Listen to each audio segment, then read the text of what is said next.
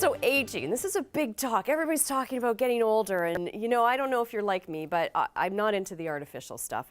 You know, the Botox and the fillers and things. It actually kind of scares me when I look into it and read. And I think everyone in Hollywood looks weird anyway, yes, it's right, true. Shelly? I mean, yeah, they get that kind of strange look to them, and I think the ones that age gracefully, like Diane Keaton and even Meryl Streep, I look at them and go, they look good. Helen Mirren, you know, some of these Hollywood stars. Yeah, they look natural and they look good for their age. And I think that's really what it's all about. What are some of the things that we can do to look good for our age? And there's some neat testing that's out there now. Yeah, well, this whole anti-aging thing has really become a whole subclass of the industry lately.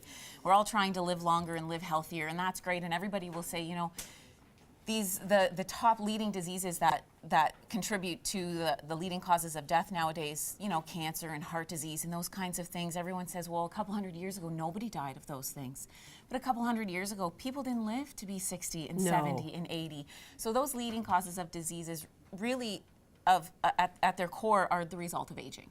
So what's helpful is, you know, you can do all of your regular lifestyle stuff that we've talked about over and over and over again, but what's helpful is some testing to see what is worth supplementing and what is worth targeting in a therapeutic sort of approach. Yeah, exactly. And I think that that's what this is all about. You know, we talk about the surface and how we look as we age, but it's really what about the inside? Because the things that you do to your body and what you're eating and the toxins that are around you and all that kind of stuff will affect that. And so to kind of know what might be coming down the chute for you be really important. Well, aging really comes down to DNA replication. So all of our chromosomes have something on the ends called telomeres, and they protect our chromosomes from damage as we replicate our DNA material. Every time our cells replicate, those telomeres get a little bit shorter. So that protective cap becomes less efficient.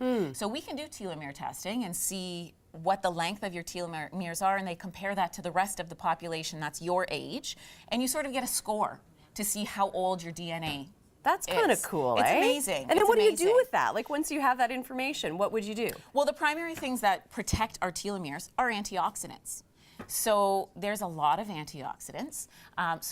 Other than sort of doing your whole food diet and your functional foods and getting those antioxidants through your diet, you can also do things like micronutrient tests that sort of individually look at all of our individual micronutrients, our vitamins and minerals, and see which ones are deficient in you as an individual to see if it's worth supplementing.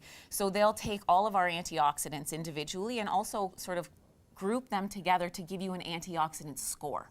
So you get sort of an antioxidant status to see what your risk is of aging more rapidly. Wow, that's really cool. It's amazing. Yeah. So, you know, you go through all this and we try, and you guys are really good at promoting the fact that get it through your diet first, right? Which is really key and important. But then sometimes supplements really will help, and there's things that we can take to sort of maybe increase that score or help you along the line with your DNA testing. So Absolutely. What are some of the things that we can do to protect ourselves? So our big things are antioxidants, and like I say, because there are so many, you don't want to have to supplement everything. No. We should be getting the bulk of our nutrition through our diet.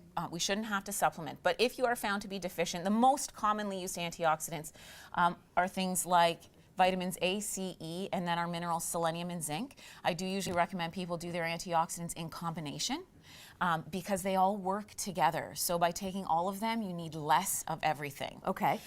You can also do what we consider accessory antioxidants like green tea extract, resveratrol, N-acetylcysteine, alpha-lipoic acid, CoQ10, all accessory antioxidants but not considered, you know, part of the standard yeah, and all things that we hear RDA. about too, right? Yeah. You hear about those things, they pop up in the news and studies and stuff comes out on all of them, but you're never quite sure what to do with it all, right? Yeah. So, and then of course our vitamin D, huge for one. immune support and protecting that telomere length. Yeah, so much talk about damage. vitamin D now because so many of us are really lacking in vitamin D, and that can lead to so many different things. We could probably do a whole discussion on what vitamin D can do for the body. Idea for there we next go, week. yeah. Let's do that next time because the research I found just recently on that and the articles that have come out, it's very fascinating. It's amazing. I'm taking it on a daily basis now, and I feel better. And responsible for a lot more than what we used to think it was. Exactly, useful for. Yeah, so we can extend that a little bit more. What do we have down at this end? Well, and then, you know, we get into our functional foods. So all those things we talk about all the time with stress management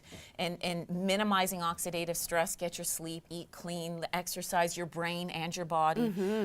But probably the most important things to get in your diet if we're looking at functional foods is trying to increase increase your nutrient density, but decrease your calories when we're looking at aging. Right. Because it takes a lot of work to process calories. So using functional foods to help increase that nutrient density without increasing your calories is very helpful. So things like greens powders, fish oils, protein powders, those antioxidant blends that focus on berries, that kind of stuff can be very helpful to add as a functional food. Yeah, and this is so easy to. I mean, everyone talks about smoothies nowadays. Just add this in. I mean, that's what I do. All of this stuff. All of it goes in. Goes in, and it's just done like that. Yeah. You know, when you ingest it, goes through your body, and you're getting what you need. And I think that at the end of the day is the key thing. Give your body what it needs to help it age gracefully, that's the goal. and in a healthy way, because who wants to live to 80 if you're not feeling well all the time, right? Yeah. And you know what?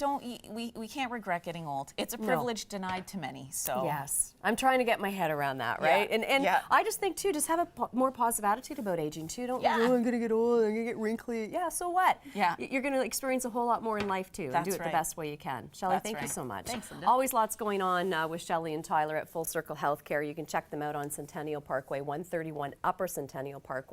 FullCircleHealthcare.ca.